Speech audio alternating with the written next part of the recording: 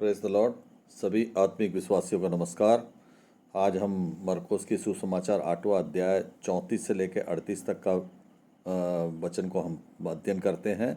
मरकुस की सुसमाचार 8वां अध्याय 34 पद से लेकर 38 तक के वचनों को हम ज्ञान देते हैं।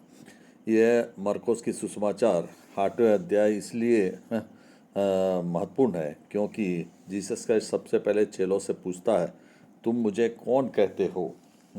इसमें यीशु मसीह के पीछे चलने का अर्थ क्या है, ये सब चीज़ उसमें देखने को मिलता है। उसने भीड़ को अपने चेलों समेत पास बुलाकर कहा, जो कोई मेरे पीछे आना चाहे वह अपने आपे से इनकार करे और अपना क्रूस उठाकर मेरे पीछे हो ले। क्योंकि जो कोई अपना प्राण बचाना चाहे वह उसे खोएगा, पर जो कोई मेरे और सुसमाचार के लिए अपना प्राण खोएगा वह उसे बचाएगा। यदि मनुष्य सारे जगत को प्राप्त करे और अपने प्राण को हानि उठाए तो उसे क्या लाभ। मनुष्य अपने प्राण के बदले क्या देगा। जो कोई इस व्यभिचारी और पापी जाति के बीच मुझसे और अपनी बातों से लजाएगा, मनुष्य का पुत्र भी जब वह पवित्र दूतों के साथ अपने पिता को महिमा सहित आएगा तब उससे भी लजाएगा। यहाँ पे हमको देखने का मिलता है कि प्रभु यीशु मसीह जो है अपने चेलों को ये कहता है कि भाई मेरे पीछे चलना है तो क्रूस उठा के मेरे पीछे चलो। यहाँ पे तो चेलों से पूछता, तुम मुझे कौन कहते हो, मैं कौन हूँ या तुम क्या समझते हो। तो पीटर अपोस्तल कहता है कि आप मसीह हैं।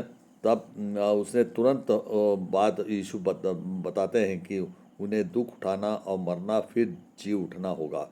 मेरे पीछे चलना है तो उन्हें दुख उठाना पड़ेगा, मरना पड़ेगा और जी उठना पड़ेगा।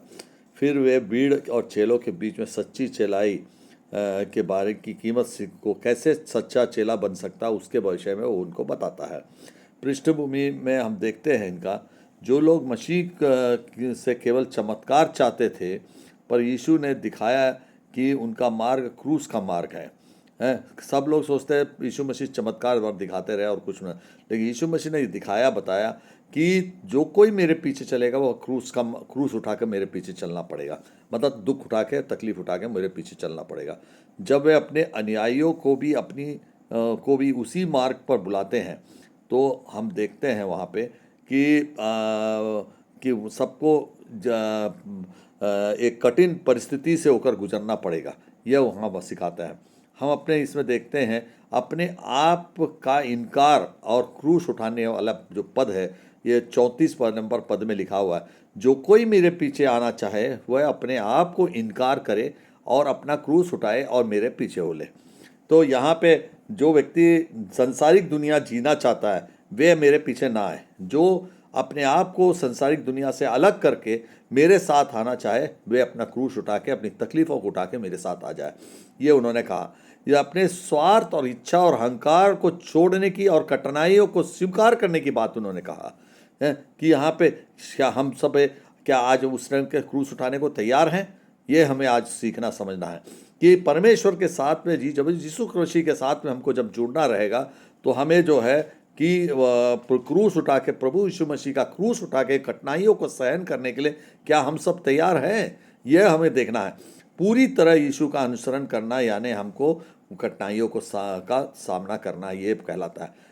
हम लूका के सुसमाचार 9वां अध्याय 23वें पद में हम क्या देखते हैं कि प्रतिदिन क्रूस उठाना वहाँ पे बताता है। यीशु मसीह के अनुयायी बनने की कीमत जो है वो इस समर्पण को दर्शाता है। और यदि कोई उसके पीछे आना चाहे तो अपने आप को वो जो है पूरी तरह से त्याग करना है और प्रतिदिन क्रूस उठा के उनके पीछे जाना है। यही मसीह का या सही में जो निस्वार्थ स्वभाव से सब कुछ स्वार्थ को त्याग कर और इच्छाओं को त्याग कर, अहंकार को बलिदान करके वे प्रभु यीशु मसीह के साथ चलना पड़ेगा। यही हमारे को लूका के सुसमाचार 9वें अध्याय 23वें पद में हमको सिखा रहा है। उसी तरह गलातियों की पत्र 2 अध्याय 20 में क्या कहता है, अब मैं नहीं, मसीह मुझसे जीवित है, मुझ में जीवित है। जब मैं पूरी तरह से जब मसीह में हो जाता हूँ तो मुझे मसीह में जीवित होना है।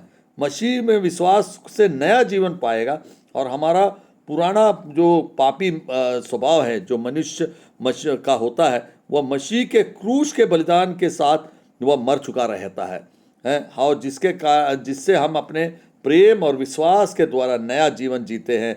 और हाँ, अब मैं जीवित नहीं बल्कि मसीह में जीवित हूँ, यह हमें विश्वास करना पड़ेगा। ऐसे समय में हम देखते हैं साथियों, भाइयों बहनों, यह जीवन बचाने और खोने का सिद्धांत हम पद नंबर 35 में पढ़ते हैं। जो अपना जीवन बचाना चाहे वह उसे खोएगा भी है। वो अनंत जीवन पाए, जिसको पाना है वो अपने जीवन को खोने का भी उनको वो मतलब जो संसारिक जीवन को उसको खोना पड़ेगा। यह उनको तभी उनको ये अनंत जीवन प्राप्त होगा। जो संसार के लिए जीता है वह सच्चा जीवन को, वो ईश्वरीय और आत्मिक जीवन को खो जाता है। तो इसलिए हमें प्रभु यीशु मसीह हम सबको सिखाता है कि तुम्हें सच्चा जीवन जीने के लिए, मसीह में जीने के लिए अपने संसारिक जीवन को तुमको त्याग करना पड़ेगा। जो मसीह के लिए जीता है वह सच्चा जीवन जीता है। यह हमको समझना। यूहन्ना की किताब 12 अध्याय 25 में हमको क्या सिखाता है, जो अपने जीवन से प्रेम रखता है वह उसे खो देगा। हमको देखने को क्या मिलता है कि यूहन्ना की किताब में हम जो है जो कोई भी हम जो है उस यूहन्ना की अपने आप को अपने जीवन के संसारिक जीवन से हम प्रेम करेंगे तो निश्चित रूप से हमें आध्यात्मिक जीवन का हमें प्राप्ति नहीं होगी, हम उसे खो बैठेंगे।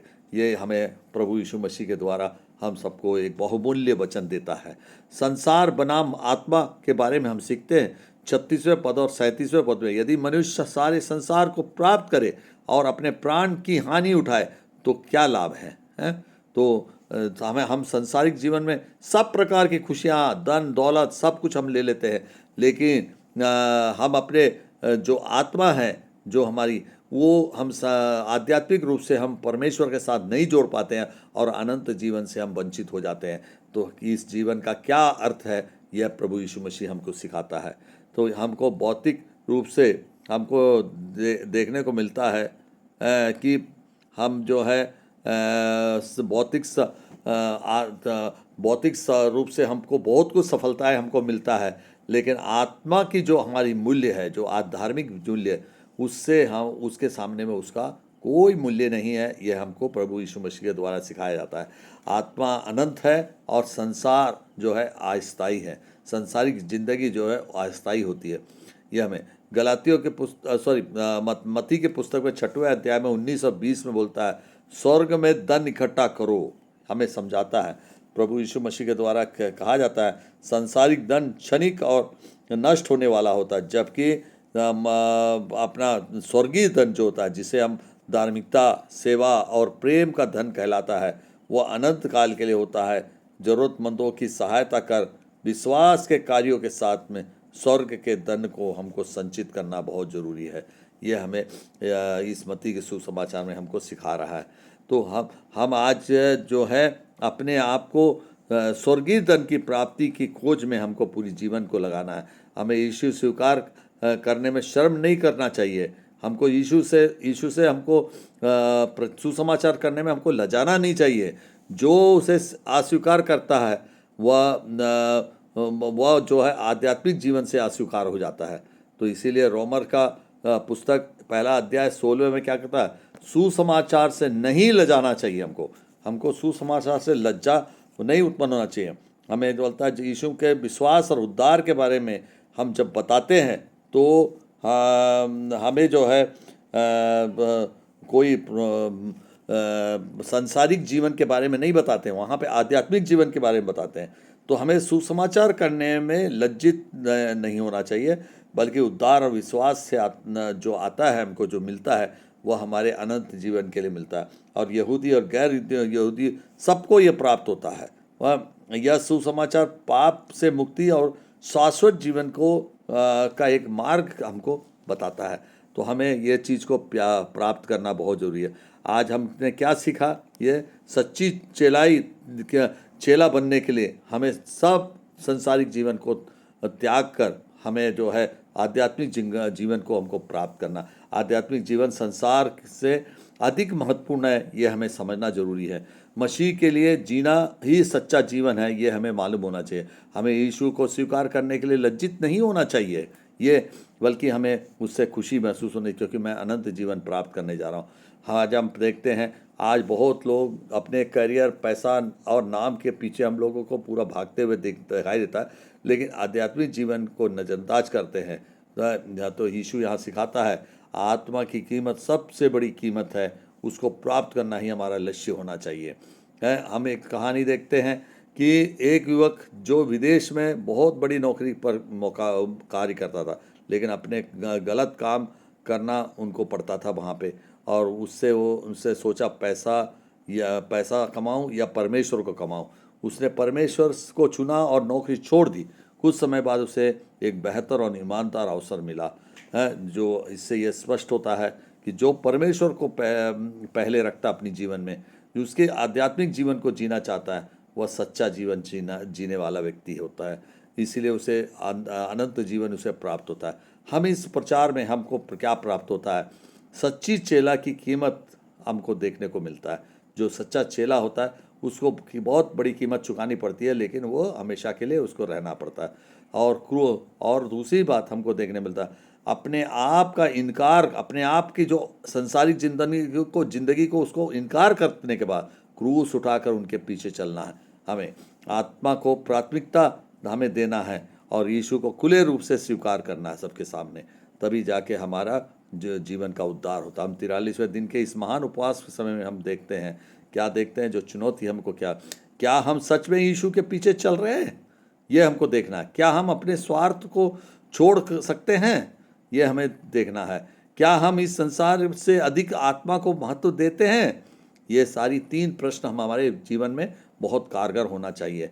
हम आज प्रार्थना किस रूप में करना चाहिए, वे प्रभु मुझे अपने आप का इनकार करना सिखा दे, मुझे अपने संसारिक जीवन का इनकार करना सिखा दे और आध्यात्मिक जीवन में जुड़ना सिखा दे। मुझे अपना क्रूस उठाने की शक्ति दे प्रभु। हमें इस क्रूस उठाना मतलब यानी हमें कठिनाई या परेशानी और संसारिक जीवन को त्याग कर हमें आध्यात्मिक जीवन में हमको जुड़ने का एक हमको शक्ति प्रदान कर। मुझे आत्मिक जीवन को प्राथमिकता देने में सहायता कर प्रभु। है आज जो है आध्यात्मिक जीवन को प्राप्त करने के लिए हम तरस रहे हैं, हमें आज वो जीवन प्राप्त करने के लिए हमको उसके लिए प्रयास करना है। मुझे अपने तो मुझे आपसे के कार्यों से आपसे मुझे लज्जित नहीं होना दे।